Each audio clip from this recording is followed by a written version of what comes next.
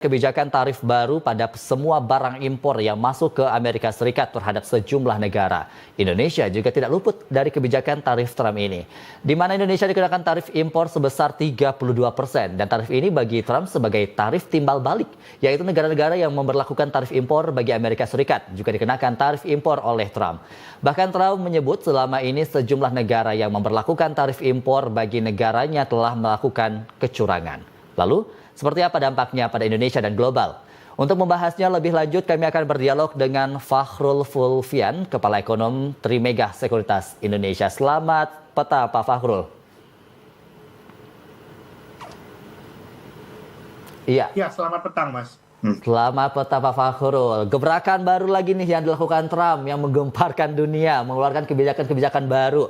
Apa sebenarnya yang melatar belakangi Trump ini yang mengeluarkan kebijakan memperlakukan tarif impor pada sejumlah negara yang dikira cukup besar dan merugikan sebagian negara nih, Mas? Iya, pada dasarnya Presiden Amerika Serikat Donald Trump itu punya janji kampanye. Salah satu janji kampanyenya itu adalah memperbaiki neraca dagang Amerika Serikat dan mengembalikan kembali banyak pekerjaan yang tadinya sudah hilang di Amerika untuk bisa balik ke Amerika Serikat. Ini pada dasarnya salah satu janji kampanyenya dia yang interestingly banyak orang meragukan, tapi ini benar-benar dilaksanakan ya.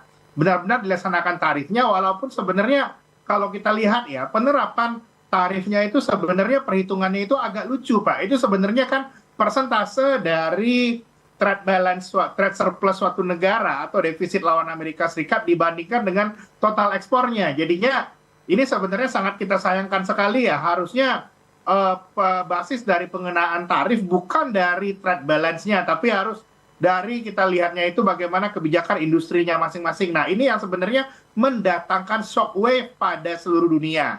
Seluruh pemerintah di berbagai belahan dunia pada hari ini sedang mencari cara bagaimana caranya untuk menghadapi tarif Donald Trump. Ini tidak pernah terjadi sebelumnya di dalam sejarah ya. Ini kali pertama bahwa Amerika Serikat sebagai salah satu pemimpin dunia berubah dari yang sebelumnya memberikan kebijakan-kebijakan yang rule based. Nah, yang sekarang ini kebijakannya membuat banyak negara harus masuk ke meja perundingan. Setelah ini seluruh perdagangan akan didrive oleh negosiasi, Mas.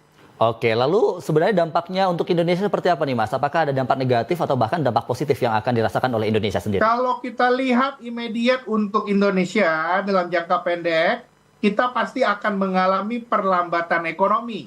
Baik itu karena dua hal. Yang pertama, karena ketidakpastian yang terjadi. Pasti banyak bisnis yang langsung mengurangi aktivitasnya.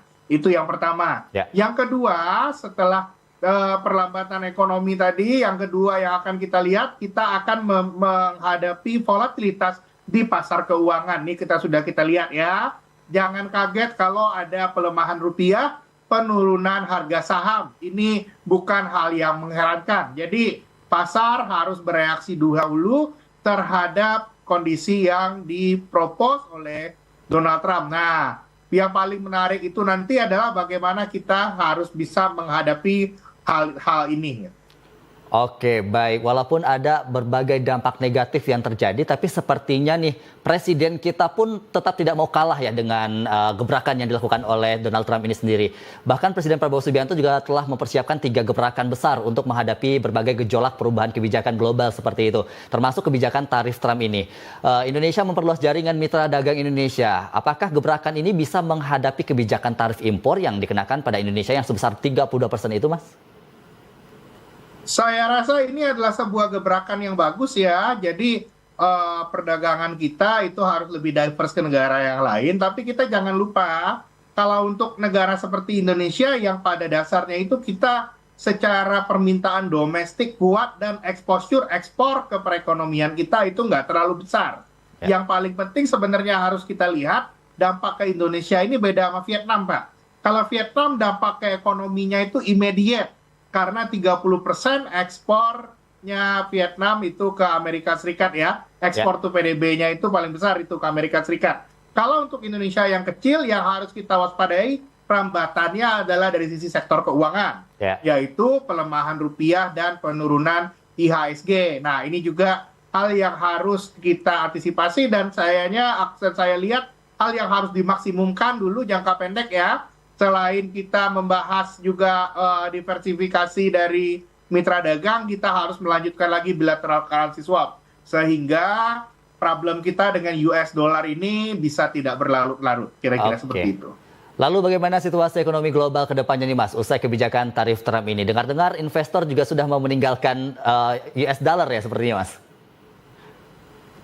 Saya lihat untuk meninggalkan US dollar tidak segampang itu Pak, karena fungsi US dollar ini itu ke depannya itu akan berubah bukan lagi uang sebagai alat pembayaran, tapi uang sebagai aset.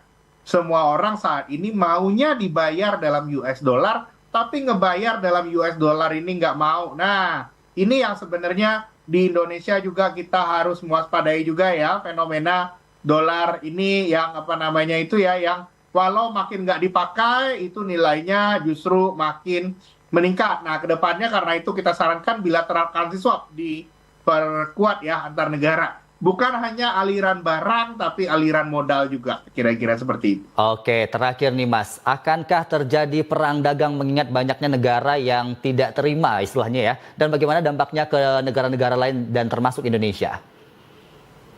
Kalau kita melihat personality Donald Trump dan bagaimana dia menjalankan pemerintahan Amerika Serikat di periode pertama dulu, kita sama-sama tahu Donald Trump ini tipe kalau kita baca bukunya The Art of the Deal, dia punya strategi negosiasi yang namanya hardball negotiation dengan maximum pressure.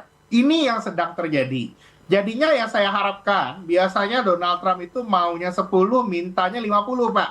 Nah, ini yang nantinya ini proses selanjutnya akan kita lihat, seharusnya kondisinya tidak sejelek yang seperti sekarang.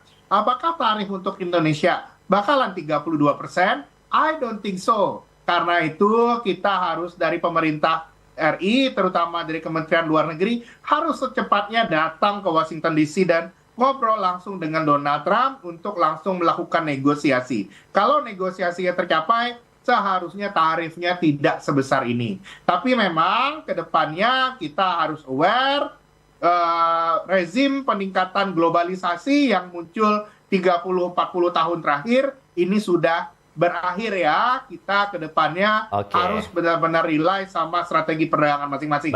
Sudah nggak bisa lagi perdagangan bebas. Kira-kira seperti itu. Baik, terima kasih Mas Fakhrul sudah membersamai kami di dialog di Laporan 8 Petang Garuda TV. Selamat beristirahat dan terima kasih Mas.